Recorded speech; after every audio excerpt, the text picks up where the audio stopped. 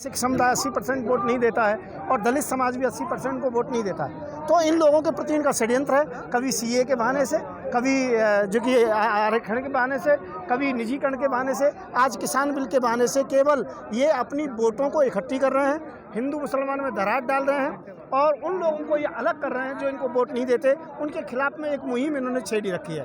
तो मैं ये कहना चाहूँगा, ये कोई भी किसी प्रकार से राष्ट्रभक्ति नहीं कर रहे हैं, ये तो देशद्रोह का काम करते हैं। इनके विरोध में कोई भी कुछ भी कहता है तो तुरंत की तुरंत 15% सेस लगा रहे हैं सफाई अभियान के नाम पर, स्वच्छ भारत अभियान। अब आगे झाड़ू काहे नहीं पकड़ते हैं। देश की राजधानी दिल्ली में हमारे वाल्मीकि समाज के जो सफाई कर्मचारी हैं, उनका निजीकरण के नाम पर बहाली रोक दी गई, उनको वेतन नहीं दिए जा रहे, उनको नहीं दिया जा रहा। तो आप कैसे हिंदुत्व की बात करते हैं, कैसे राष्ट्रपति की बात करते हैं भाई? आइए सरदार, इन्होंने जो है FIR दर्ज हुआ, लेकिन दीप सिद्धू अभी भी खुले सांड की तरह घूम रहा है। क्या सैया हुआ कुतवाल हम नहीं नाचेंगे।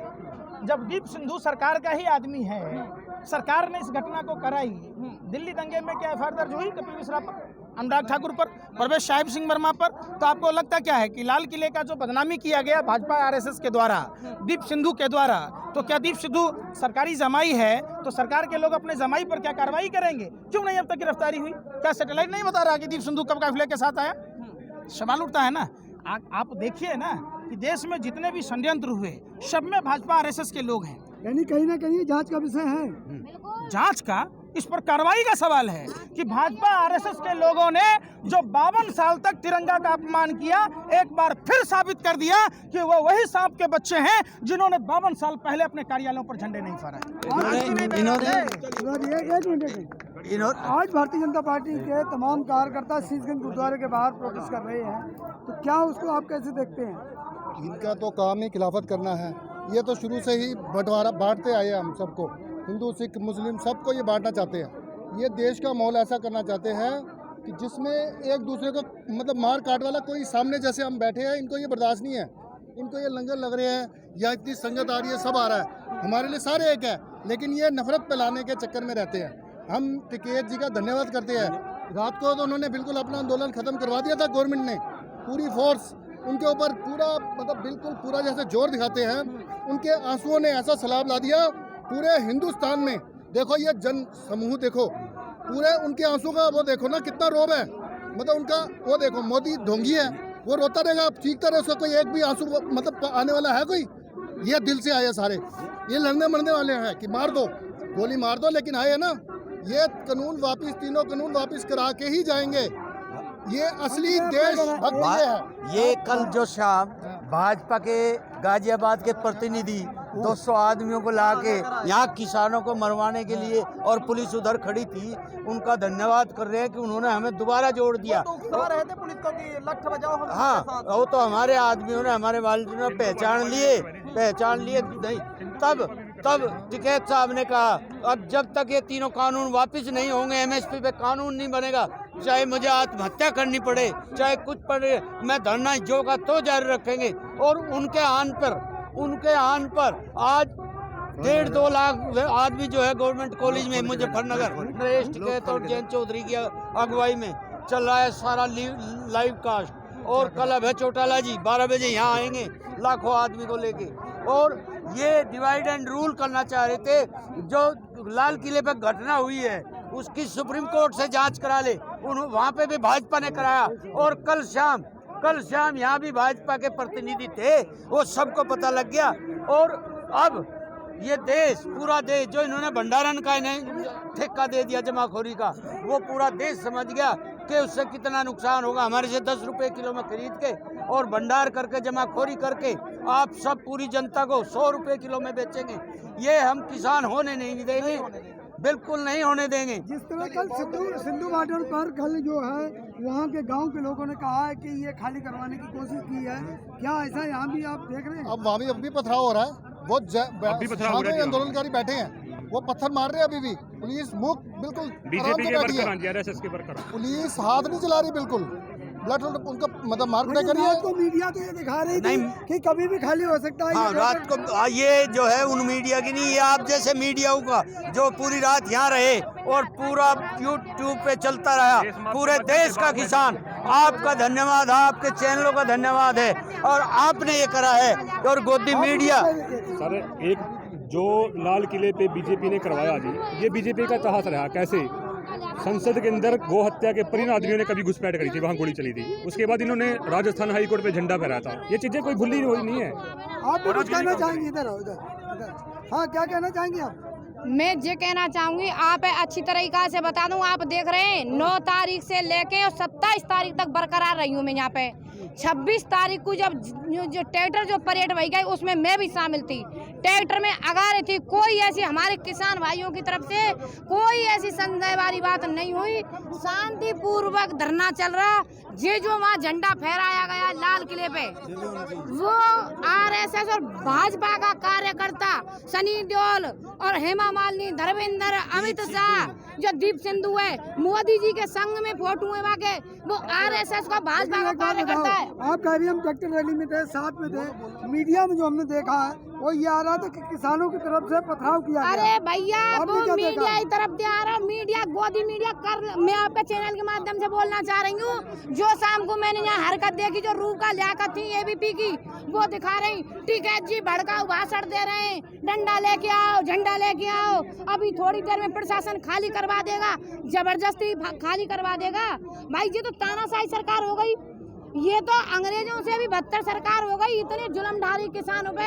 एक चीज बताएं भैया जी मुझे, शांतिपूर्वक किसान अपना धरना दे रहा है का नहीं दे रहा है?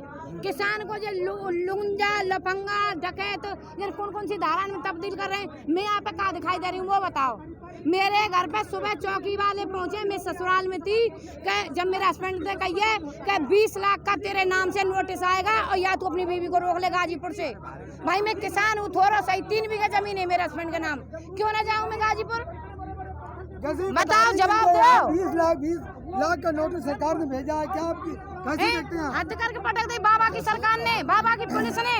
इनका तो मुझे वहाँ का तो नहीं पता, लेकिन मैं यहाँ की कह रहा हूँ। नहीं, ये बता रहे हम बता रहे भैया, प्रूफ जरा वीडियो दिखाऊं, फोटो दिखाऊं बिजली मैं। चोरी का आरोप लगाया इन पे, यहाँ पे टिकैत साहब पे बिजली चोरी का वो लगा रहे हैं। कई इन्होंने धाराएं बनाई है, कई कुछ करा है, लेकिन ये कामयाब नहीं होंगे, कहीं कामयाब नहीं होंगे। लाइट काट गई, पानी लास्ट बंद कर में दियो, कछु कर इन्हें लियो। कानून रद्द करने ही पड़ेंगे, चाहे आप जितना इस मर्जी आंदोलन नजायज को करें। कैसे आप कैसे देख रहे हैं? आगे की क्या दशा है? आगे दिशा यही है, किसान आंदोलन शांतिपूर्ण चल रहा है और चलता रहेगा। अब तक रहेंगे आप? यहाँ जब तक ये आंदोलन चलेगा, जब तक ये आंदोलन चलेगा तब तक रहेगा, और हर दिन हर घंटे ये आंदोलन बढ़ेगा। और इस आंदोलन के साथ किसान और किसान के बेटे और नौजवान और स्टूडेंट आएंगे, महिलाएं आएंगी, लड़कियां आएंगी, और जब तक राकेश टिकैत यहाँ बैठे रहेंगे और जब तक ये काले कानून वापस नहीं होंगे, तब तक हम इस आंदोलन को छोड़ेंगे नहीं। रोज आह्वान करेंगे, दिल्ली, नोएडा, गाजियाबाद, जितने किसानों के बच्चे रह रहे हैं, जितने किसानों के बच्चे रह रहे हैं, वो इस आंदोलन को समर्थन करेंगे और हर घंटे पढ़ेंगे। कल राकेश टिकैत को रुलाया है इन्होंने, मारने की जो साजिश रची है, ये बीजेपी का भड़ुआ विधायक 500 गुंडों को लेके आ गया। ये हरामजादा योगी की पुलिस उनको पुलिस को लेके आ गई, और ये भारत की सरकार, ये हमें 7 तड़ी पर अपनी उधर को इसने अपनी सेना लगवा दी। इसकी माई के लाल की ताकत है जो राकेश टिकैत को मरवाने को और किसान नेताओं को मरवाने की, इसकी रात को पिलाने की, इसकी समर्थन करेंगे, जाएंगे नहीं, डटे रहेंगे, हारेंगे नहीं, मानेंगे नहीं।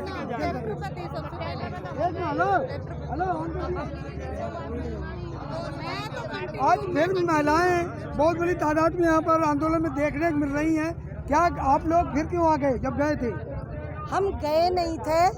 एक्चुअली हुआ क्या था, वो जो 25, 26 और 24 का जो एक बहुत ज़्यादा बिजी शेड्यूल रहा ना, तो हम लोग कहीं ना कहीं एक थकावट समझ लीजिए या तबीयत थोड़ी सी सर्दी की वजह से वो थी। हम लोग ये सोच रहे थे 1-2 दिन थोड़ा सा रेस्ट कर लें और उसके बाद फिर से धरने पे पहुंचेंगे। यही था सिर्फ। इन लोगों को लगा कि हम लोग तो यहाँ से छोड़ के ही भाग गए, मतलब इतना डरपोक समझ लिया क्या? कल का जो यहाँ माहौल था, हाँ। ये कभी भी खाली हो सकता है। गाजीपुर बॉर्डर, हाँ। पानी काट दिया गया, बिजली काट दी गई, तो आप लोग घबराए नहीं इससे? असल में हम इस बात से नहीं घबराए कि पानी जो है बंद कर दिया या बिजली काट दी। ये सारी चीजें तो हमें पता है कि ये तानाशाह सरकार और कर भी क्या सकती है, ऐसी घटिया हरकतें कर सकती है, और तो इनके बस का कुछ है नहीं।